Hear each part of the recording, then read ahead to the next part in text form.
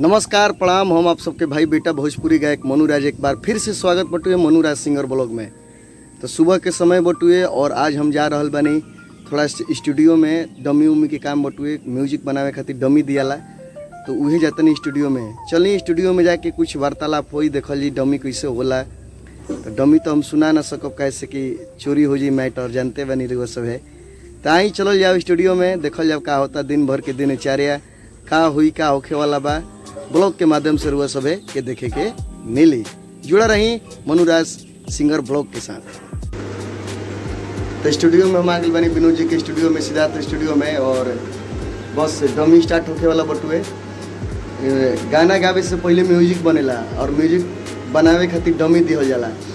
जे भी गायक लोग होई तो लोग जानत हुई कि डमी दियाला म्यूजिक बने खातिर कि कैसे म्यूजिक बनी। तो वही खातिर हम आइल बनी डमी देवे खातिर।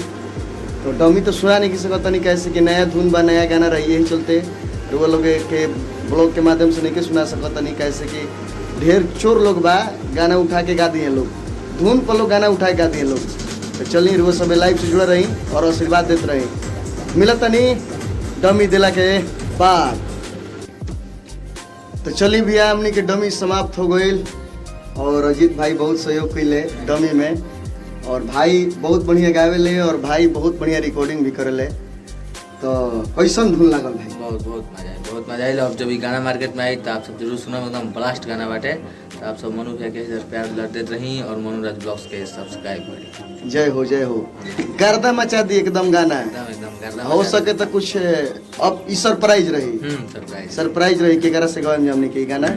चलिए रसब है ब्लॉग के माध्यम से देखो सुनत रहूं।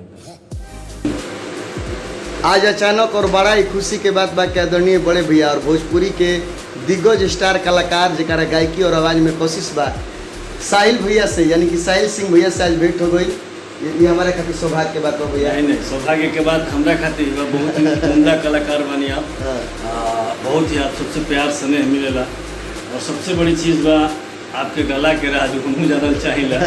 वाकई में हम भी आपके बहुत बड़ियार फैन है, बहुत सुंदर गाइला आप, कोनो जोड़ा नहीं है। बस भैया आप लोग के आशीर्वाद हो और कहल बा कि सरस्वती जितना देवेली, जी जितना रियाज करेला, जी जितना धैर्य रखले बा उतना मिलेला। नहीं ये बात बिल्कुल सही बा। आप उम्दा कलाकार बने में कोनो शक नहीं है भैया।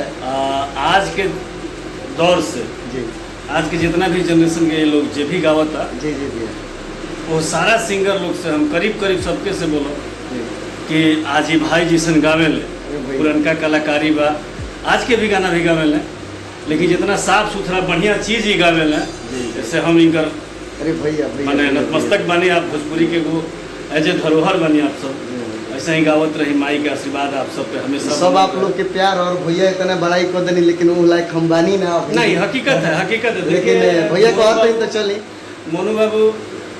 अरे गंदा गाना तो हर कोई गा सकता, हर लोग गावता, बहुत लोग गा रहा जी जी। अच्छा गावे खातिर जिगरा भी होके के चाहिए जी, सही बात। क्योंकि ऐसे कि उनका तो व्यूअर से मतलब बा, उनका सब्सक्राइबर से मतलब बा, अच्छा गाना के श्रोता भी बहुत कम बड़ा।